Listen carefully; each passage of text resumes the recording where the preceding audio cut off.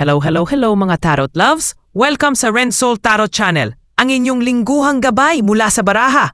Kung gusto mong malaman ang enerhiya ng darating na linggo, love, career at life, tara, silipin natin yan dito sa iyong paboritong Tarot Tambayan. Kamusta mga minamahal kong Virgo?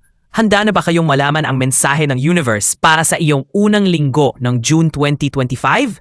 Para sa videong ito, kayo naman ang may kakayahang mamili ng isang set ng card upang malaman ang inyong lingguhang gabay mula sa universe. Sama-sama nating hanapin ang bukas na inilaan para sa iyo. Para sa inyong kalinawan, mga mahal na viewers, ang mga barahang gagamitin upang iyong pagpilian ay maingat na isinagawa at napili sa totoong buhay. Kaya naman nasa inyong kamay na lamang ang magiging sagot sa inyong lingguhang gabay sa pamamagitan ng pagpili ng isang set ng baraha. Bago ka pumili ng baraha, huminga ka muna ng malalim. I-relax ang iyong isipan at damdamin. I-focus ang atensyon mo sa tanong, intensyon o bagay na gusto mong malinawan. Tandaan, hindi panghuhula ang tarot. Isa itong paraan ng universe upang mas makilala mo ang iyong sarili at ang daang tinatahak mo. Bago yan, maglaan muna tayo ng maiksing dasal bago ka pumili ng iyong baraha. Universe, gabayan mo kami sa pagpili ng baraha ngayon. Ipaabot mo sana ang tamang mensahe, ang kailangan naming marinig sa oras na ito. Buksan ang aming mga puso at isip para sa liwanag, clarity at good vibes.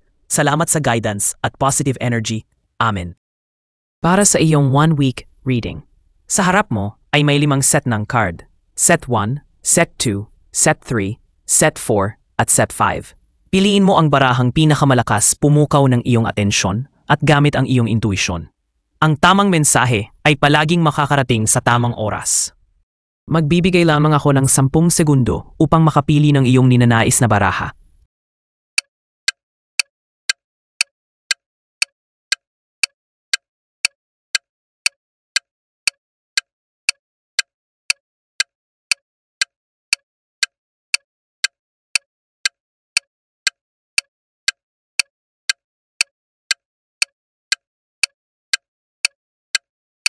Mula sa puntong ito ay marahil nakapili ka na ng iyong gabay para sa mga araw na ito. Tara, simulan na natin ang iyong reading. Para sa mga pumili ng set number 1, ang iyong napili ay 10 of Pentacles, Strength, 5 of Swords. Para sa pinagsamang 10 of Pentacles at Strength. Wow Virgo, mukhang may bonus o recognition na paparating. Baka sa trabaho o negosyo, makakakuha ka ng matagal mo nang inaasam na stability. May posibilidad ng promotion o isang opportunity na magdadala ng pangkalahatang seguridad sa pamilya. Pero note to self Virgo, huwag masyadong maging perfectionist o kontrolado sa lahat ng bagay. Ang strength ay paalala na ang tunay na lakas ay kalmado. Kung may katrabahong pasaway o project na nakakabaliw, paamuhin mo lang sila tulad ng pagpapaamo ng isang leon. Kalma is key, Virgo. Para naman sa pinagsamang 10 of Pentacles at 5 of Swords, Virgo, maganda ang pasok ng pera ngayong linggo. Posibleng may family-related blessing o biglang kita. Pero mag-ingat sa gastos na maaaring magdulot ng samaan ng loob. Baka may utang na pinaalala o may nag-aalok ng investment na medyo sketchy. Don't be pressured. Your peace of mind is more valuable. Sa kabuuan, Virgo, ngayong June 1 hanggang June 7, 2025. May pera na paparating, huwag lang gastusin agad. Mukhang may dumating na sweldo, bonus o pamana ni Lola. Pero bago mo gastusin sa milk tea at budol sa online shopping, tandaan, may pamilya ka pa rin na umaasa sa'yo. Share mo naman yan kahit pang pizza lang. Also Virgo, kalma lang, hindi ka leon sa zoo. May mainit na usapan? Hinga ka muna. Hindi mo kailangan maging war freak. Hindi ito Netflix movie. Minsan, mas nakakatakot ang tahimik na may sense kaysa sa maingay na walang ambag. And lastly, Virgo, huwag kang makipag-away kung di ka pa nagkakape. May mga taong nangaaway lang kasi bad trip sila sa sarili nila. Hindi mo problema yon. Piliin mong manahimik. Mas nakakatalo ang deadma kaysa sa pagpatol, okay? Para naman sa mga pumili ng set number 2, ang iyong napili ay 4 of Pentacles, Queen of Swords, the Moon. Ngayong June 1 hanggang June 7, 2025 Virgo. Ang hatid ni Four of Pentacles ay, sa linggong ito, para may kuripot mode ka Virgo na na-activate, maaaring nagiging sobrang higpit ka sa paggastos, either dahil nagtitipid ka or dahil may takot kang mawalan. Wala namang masama sa pagiging matalino sa pera. Pero paalala ng barahang ito, huwag mong hayaan na ang takot ang magdikta ng kilos mo.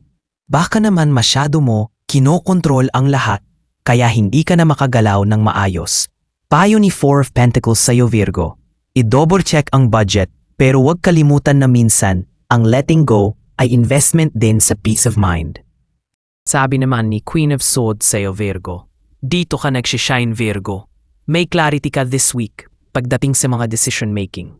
Rational ka, matalas ang isip, at marunong kang maghiwalay ng emosyon sa facts.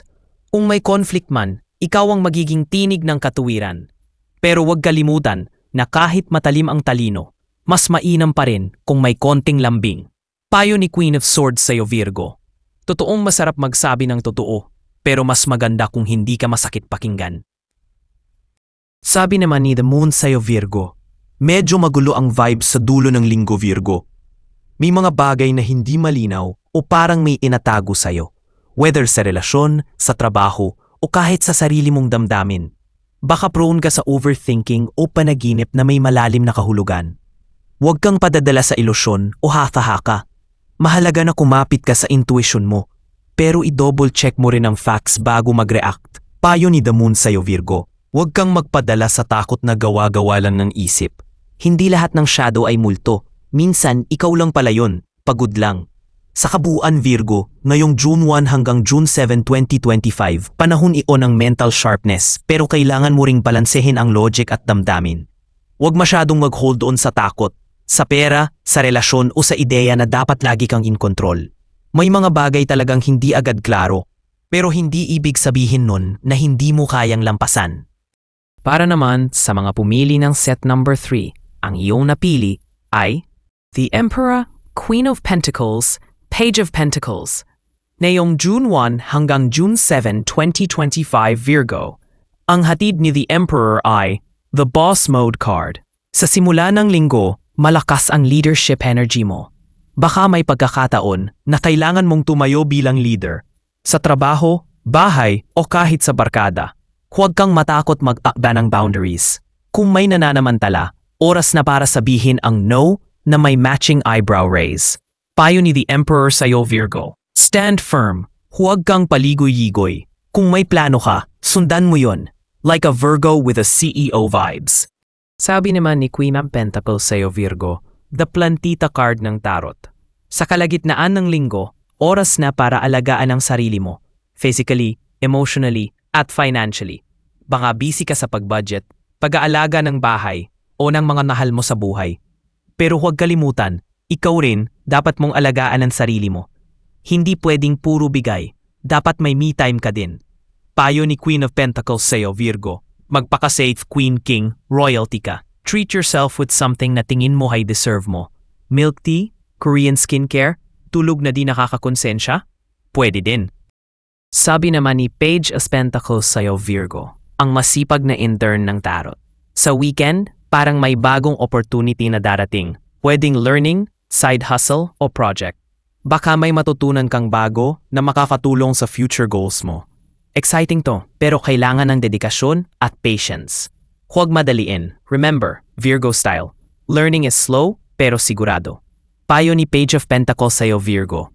Kung may gustong simulan, itanim mo na ang buto. Hindi mo pa aanihin agad yan. Pero malay mo, yun pala ang simula ng isang life upgrade. Sa kabuuan Virgo, ngayong June 1 hanggang June 7, 2025. This week Virgo, ikaw ang may hawak ng remote control. Ayusin mo ang channel ng buhay mo sa gusto mong daluyan. Control sa umpisa, care sa gitna, growth sa dulo.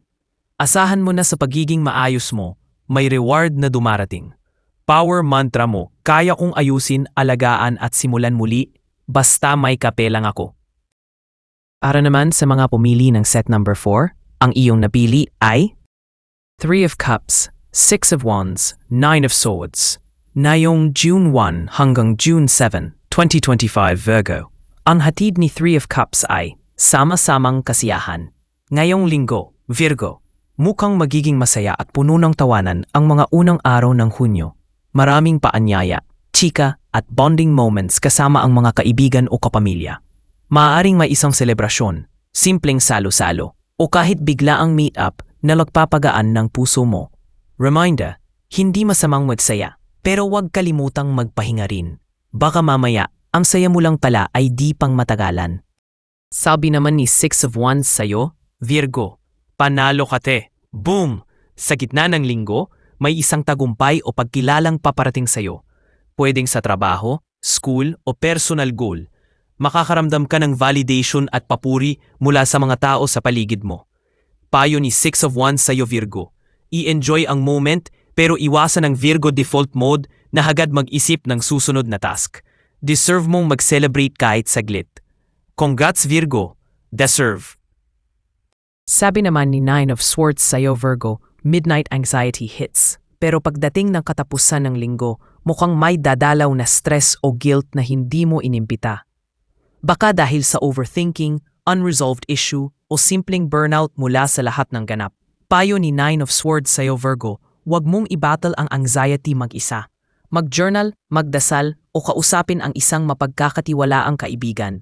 Minsan, kailangan lang natin ng outlet para hindi sumabog. Ingatan si self, Virgo. Sa kabuuan, Virgo, na yung June 1 hanggang June 7, 2025, balanse, Virgo. Kaysaya ng simula, panalo sa gitna, pero pagod sa dulo, baka kailangan mo lang talagang mag-regroup at mag-recharge. Hindi mo kailangang laging maging on top of everything. Minsan, pahinga na ang tunay na achievement. At para sa pinakahuling set ng card, set number 5, ang iyong napili ay Four of Wands, Queen of Swords, Knight of Cups, ngayong June 1 hanggang June 7, 2025, Virgo. Ang hatid ni Four of Wands ay, simula ng linggo, mararamdaman mo ang celebration energy. Maaaring may reunion, small wins sa trabaho, o simpleng pakiramdam ng kapayapaan sa bahay.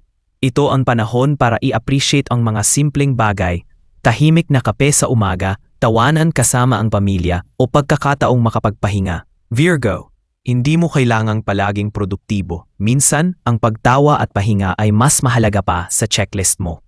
Payo ni Four of Wands sa'yo, Virgo, celebrate small victories. Huwag mong baliwalain ang mga bagay na nagbibigay sa'yo ng kapayapaan.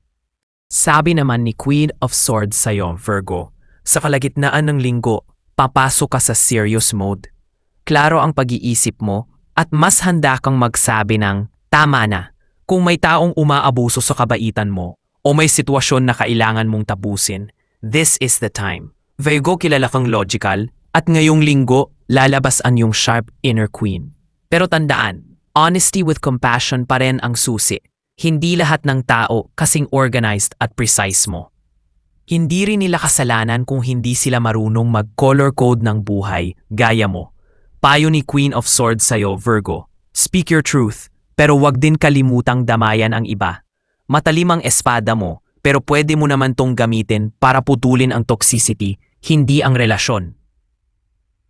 Sabi naman ni Knight of Cups sa'yo, Virgo, sa pagtatapos ng linggo, may posibilidad ng romantic offer o emotional message mula sa isang tao na hindi mo inaasahan. Kung single ka, may kilig na darating. Kung in a relationship, expect sweet gestures o mas malalim na pag-uusap.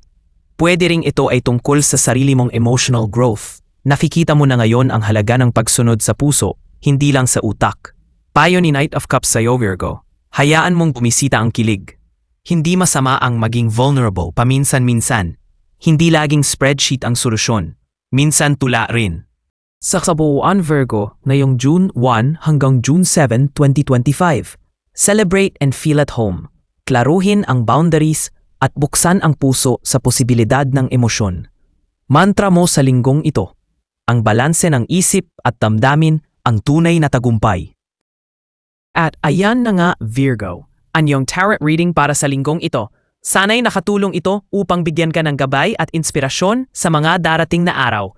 Tandaan, ikaw pa rin ang may hawak ng iyong kapalaran. Gamitin mo ang mga mensaheng ito bilang ilaw sa iyong landas. Kung naka-resonate sa iyo ang reading na ito, huwag kalimutang i-like, i-share, mag-subscribe at i-click ang notification bell para sa mga susunod pang readings.